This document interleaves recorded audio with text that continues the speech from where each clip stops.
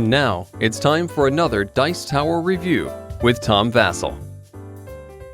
Hey folks, Tom Vasel here, and today we're taking a look at Magecraft, which looks like a generic mage versus mage game, and it is a mage versus mage game, but this game uses a mechanism which I initially, when I first heard about, was excited, and still am because it's not used in that many games, and that is, I guess the term is pool building or bag building, where you're putting things into a bag and slowly changing the contents of that bag, similar to deck building.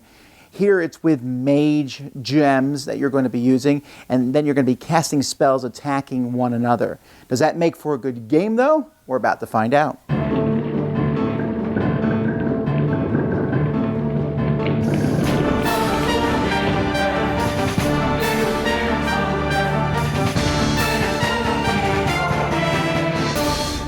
Each player is going to take a mage and put it in front of them. You have multiple mages that you can pick from. Each mage has a cantrip that's slightly different. Other than that, they're the same. You start with some basic spells: Magic Missile, Mediation, Mana Trick, and you're going to place these here. A lot of games have Magic Missile. What's up with that? You also start with 3 of blue, red, green, and white mana, and you'll place them in front of you. These are your hit points. You also start with 3 each of those mana and place them into a bag. Players are going to be drawing 4 of these to start the game. One player is going to be throwing 2 back. The other player is going to be throwing 1 back. And that's only for the first turn. After that, you'll be having a handful of these as the game goes by. On your turn, if you happen to have any mana in your shield area, you're allowed to take it and throw it in your bag if you want to. Sure, it won't block your enemy's attacks, but it's a way to get more gems into your bag. And if you can manage to get, for example, the dark mana, which you don't start the game with here, that's a way to get that into the mix. You then can cast a spell from right to left if you so want to. Now, there's going to be multiple spells eventually as the game goes by. When you cast spells in a row, you must cast them from left to right. You start over here, and I would cast Absorb first, for example, and I would pay 1 green gem and do the action. And then here I would pay 2 of any gem and do that action. If I can't do the first one, the one farthest on the left, then I'm done. So if at any point you can't cast a spell in a row, you are finished.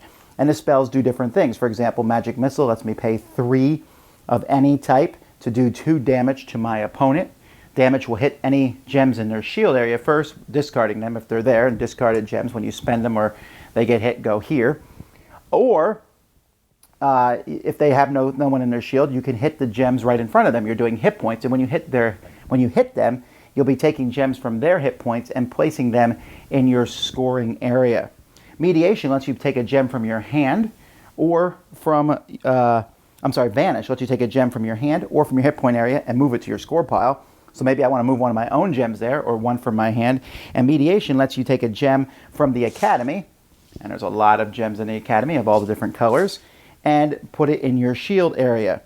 And there are basically 5 other types of different skills, and those are on other cards. This here is the Academy, and at the beginning of the game, you're always going to have Fireball, Absorb, and Minor Cure, but then you'll have 9 other random ones, and there's 2 copies of each card.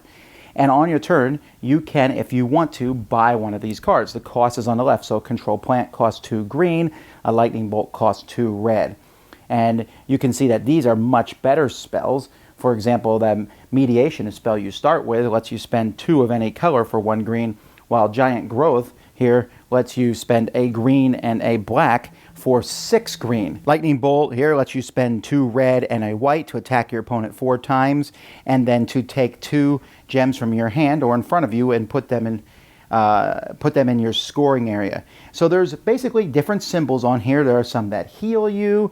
There are some that attack your opponent. We mentioned those. There are some that let you draw more cards. And these are going to be taken, and when you buy them, you're going to place them in front of you. So as time goes by, you're going to be placing more and more spells and making the rows longer so you can do longer chains of spells. Alternatively, instead of buying a spell, and if you have 4 gems in your hand, you can discard all 4 of those gems to take 1 row and rearrange that row if you want to. Not only that, you can take one of the cards in that row and change it to the other side, making it an advanced form of that spell. Now, if you'll notice, if you look here, for example, on this Conjure card, The advanced spell and the basic card look exactly the same. There's just a shinier border around this one, but that shiny border matters. And the reason for that is that when you cast the conjure spell, you'll notice that, and this is maybe hard to tell here in video, but if you look at the gems, you'll see that there's a little yellow symbol, yellow border around the blue gem. That means when I cast the conjure spell, I need to pay a purple and a blue, but then I can keep the blue and use it to help cast the next spell. So if I had multiple instances of that, maybe for example, here, Dark Matter, I have this one here, and I cast 2 purples, but the first purple I bring over to this card. Then the blue I bring over to this card. And if you can do that, you might only have 4 gems in your hand, but you can cast more and more spells. Now, the object of the game is to get rid of all your opponent's hit points, or to get 20 scoring points. The first player to do that will win. So you're going to go back and forth, building up your spell books, rearranging them, and attacking your opponent.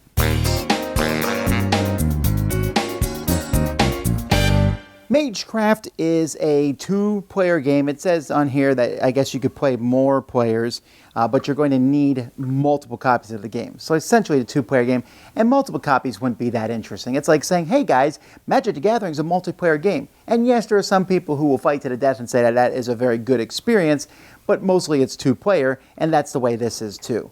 But this game plays very smoothly. I really like how it works. You have different actions, but there's only so many actions that you can take. The way each game is going to play differently because there's a different set of cards out there. Maybe you want to focus on building up your shield and so your opponent can't hurt you, and then shuffling those gems into your discard pile back into your bag, and does that cycle, so then you're getting better gems. Maybe you want to get a couple spells, but upgrade them so that you can instantly use those spells over and over again, or wait, let your opponent hit you and build up a bigger, longer series of spells that when you play it, does something fantastic. There's not a lot of complexity here. You are drawing, you are healing, you're putting things in shields, you are scoring points. You might not ignore your opponent, just try to score points as much as possible while trying to defend against their attacks. I like it. It's simple, it's fun. I do think that I haven't played this with someone who's colorblind. I don't know if the color gems would cause a problem, because that's really a big deal, what colors you're pulling out. But I do like how chunky and thick they are. You can even run out of them in the main pool. In fact, I don't know that I haven't run out of it in almost every game. And then you're kind of limited with what you have left, and you just keep going till eventually someone wins. But someone will win. Games are quick. They're 10 minutes, well, maybe 10 minutes is short. We'll talk maybe 20 minutes. But I still like that. It takes this whole tired genre of mage versus mage. I mean, how many of these can there be? Well, obviously there could be one more. Bag building works really well in a Euro-style game, as evidenced in games like Orleans, but it also works well in this combat-style game. This is a pretty neat game. I would recommend checking it out. That's Magecraft. Dice Tower Judgment, excellent! Thanks so much for watching the Dice Tower videos. Find more great videos and reviews, as well as our top-rated audio podcast at Dicetower.com. You can also find other great shows at Dicetowernetwork.com. I'm Eric Summerer, and you've been watching The Dice Tower. The Dice Tower is sponsored by Cool Stuff Inc., where you can find great games for great prices. Cool stuff in stock. Check them out at CoolStuffInc.com. Would you shut the door already?